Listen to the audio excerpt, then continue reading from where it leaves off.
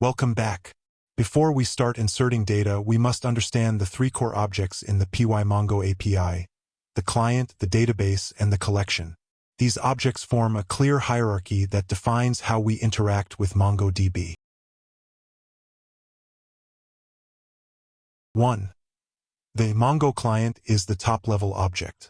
It is responsible for establishing and managing the connection to your MongoDB server.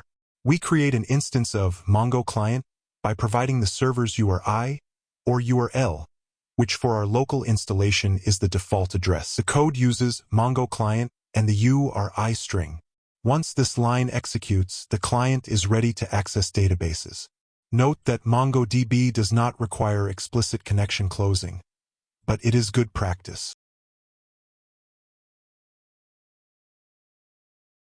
2. Accessing the database.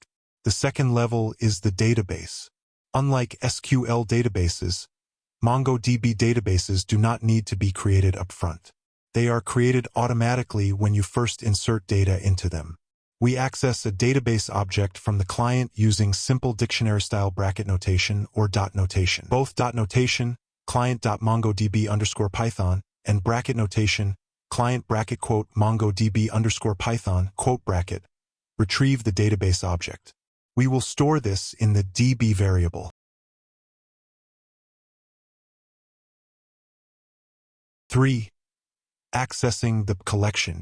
The third level is the collection, which holds the documents. We access a collection object from the database object using the same dictionary style or dot notation.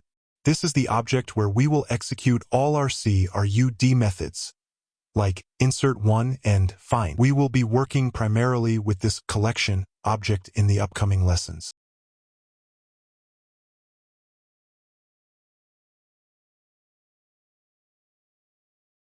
To summarize, you understand the pymongo API structure. We are now ready to perform our first write operation. Our next lecture 30.06, insert 1. See you there.